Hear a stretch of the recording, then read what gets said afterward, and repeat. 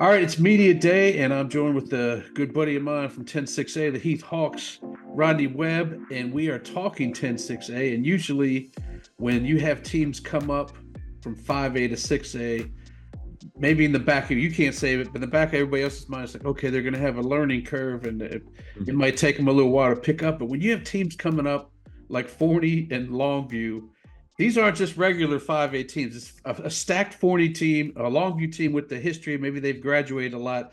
Talk about some of the new members to your district and how that may change the landscape of 10-6A. Well, I'll say this. I think 10-6A has gotten tougher with Forney and Longview joining. To be honest, I don't know a lot about Forney because they've been in 5A, and even though we're right next door to them, um, I know they've been an elite 5A program. I know they have a lot of talent coming back from last year and some new players that have moved into the boundary. And so I expect they're going to be really, really good. I know they're a program that has a lot of confidence right now.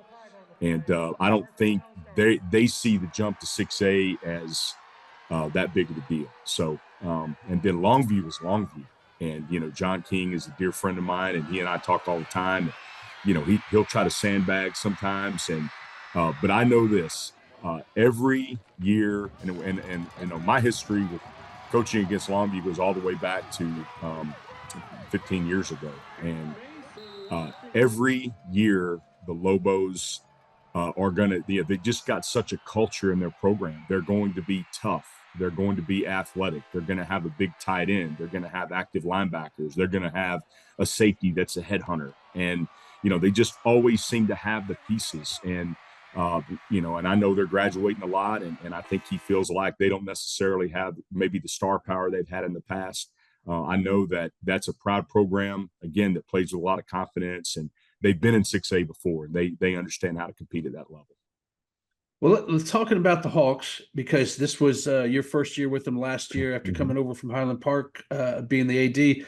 Talk about that experience as your first year, implementing your game plans, your coaches, how you want things done, and then maybe talk a little bit about 2024, because you do have a young team, and maybe you talked about what you can expect from Longview and these other teams, but what should we expect from the Heath Hawks?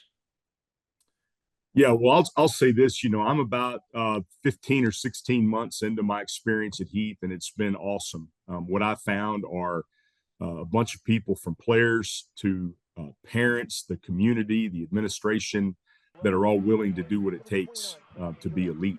And so you can't ask much more as a coach.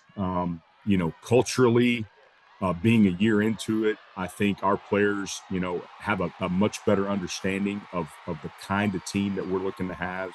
And so I think all those are really positives. As far as this year's varsity team, you're right. We graduated a ton of seniors last year. We're going to have a lot of new faces. We will be a very young team. We will play the majority of our starters this year are going to be sophomores and juniors. And so we're going to be really young. But at the same time, what we have going for us is numbers. We've got a lot of kids out in our program. We'll have over 350 kids playing 9 through 12, and there are strength in numbers in football. We're going to have some depth. We don't have a lot of household names right now. Hopefully that's going to change. But we just feel like that this is a cohesive group. Um, they're selfless. There is depth there. And we feel like we are going to have to cut our teeth against some really, really good programs this year early on. We cannot allow ourselves to get discouraged early. We start with Highland Park, then we have Prosper, then we have the state champions out of Georgia, Cedar Grove, then we have Mansfield Legacy before we start district. So, I mean, we're going to have a tough road, and we want to use those weeks to make us better and gain the experience that we need for the games that count down the road. Yeah, I mean, you mentioned the Highland Park game. That's on a Thursday, so that'll get my whole season started off with that's the first game I'll be shooting this year. So I'm actually looking forward to that one a lot. Talk about, you said you not have a lot of household names, and maybe you don't want to show your cards now, but maybe on offense, talk about a position that we should kind of keep an eye out on, because you may know something that we don't because of the youth you got. Yeah, well, I would start at running back. We've got an incoming senior named Ashton Bradford, and we had 3 senior running backs on last year's team. And I talked to Ashton about playing on the junior varsity as a junior, just to get that, get the repetitions and get the experience. And he was more than willing to do that. So he was an absolute beast on the junior varsity as a junior. So he's a guy coming from really off the radar, but he is a dynamic, talented running back. And then we have an incoming sophomore named Carter Zom that is an electric player. And those guys, as we go into the fall, they're sort of looking to tag team in the running back position. Landon Dutka at quarterback. Landon played because of injury last year. He started 3 games for us during the regular season, played very well. And so Landon is a leader. He's a really good operator. And, we have tailored the offense a little bit to really fit his strengths, and we're excited about having him. And then we've got really a whole host of receivers that, plug and play guys. We've got 5 or 6 guys that, I can't tell you right now who's really going to emerge and be the go-to guy, but we've got depth at that position for sure. Yeah, you mentioned Landon. We've noticed over here at Inside High School Sports, he's very active on social media. And if I had a physique like that, I'd probably be active too. You got to put those workouts out a lot. Actually makes me feel bad about myself, but there's not too much that doesn't make me feel bad about my physique. But anyway, he seems like he's got things going there. Talk a little bit about your defense as well. Is there a position that we should watch out for? And also, you have 2 weeks of practice before we get this thing started. Are your eyes going to be on a certain position to look for a leader to emerge?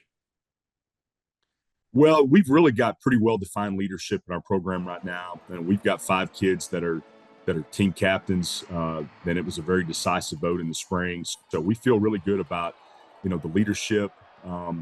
From a defensive standpoint, I would say if you're looking for a position of strength, we've got 2 starters coming back on our defensive front, Isaac Martin and Devon Turner, both very dynamic players as juniors. So from an experience standpoint, that is the most experienced group defensively. We have a ton of athleticism at linebacker. Again, young. We're going to have a senior, Lane Udisky. It's one of our captains that will play outside linebacker. And then we've got a couple sophomore and a couple of juniors that are all 3 going to be very dynamic players and have a chance to play Division I football. So, those are guys that haven't got it all figured out yet, but they've certainly got a lot of tools in the tool bag. I guess finishing off talking about a 17 district now that you've played it 1 year, I'm interested from a coach's point of view, advantage or disadvantage? Is it an advantage because you have the 4 games to figure out who you got, or is it a disadvantage because you have a very small margin for error if you want to make the postseason once district play starts? That's a great question. I really feel like that answer could be different depending on who you ask. I would say in our case, it's an advantage because it gives us an additional non-district game. We've got a young team that needs experience, and I much prefer playing that 4th non-district game that doesn't count really, as opposed to playing some critical district game. So for us, I think it's an advantage. I think for, an experienced team, I may see that as more of a disadvantage. I would probably feel like I'd rather get into district a little bit earlier. All right, I guess I lied. One last question. Last year, you got to play that Rockwall-Heath game on a different sideline. How did it feel being on that sideline? Was it the same? Obviously, it's the same atmosphere, but did you get the same feelings you had, whatever it was, 4 years before you actually did that? Yeah, I'll tell you, it was really bizarre. I didn't know how I would feel right up until walking out on the sidelines before the game, and it was a very bizarre feeling. And I've told everybody since I came back into the district, I've become the villain, so to speak, to the north side.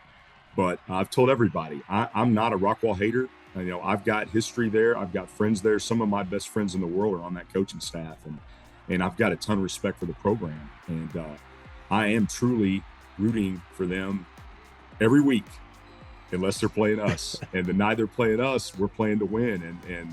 But we're going to do whatever it takes. And that's how I felt last year. But, when that game was over, they won the game. It was really a good, well-played, competitive game. And when the game was over, it was easy to congratulate them and wish them the best, and really from the bottom of my heart. Thanks again for joining me, Coach. Thanks, Ward. Great to be on.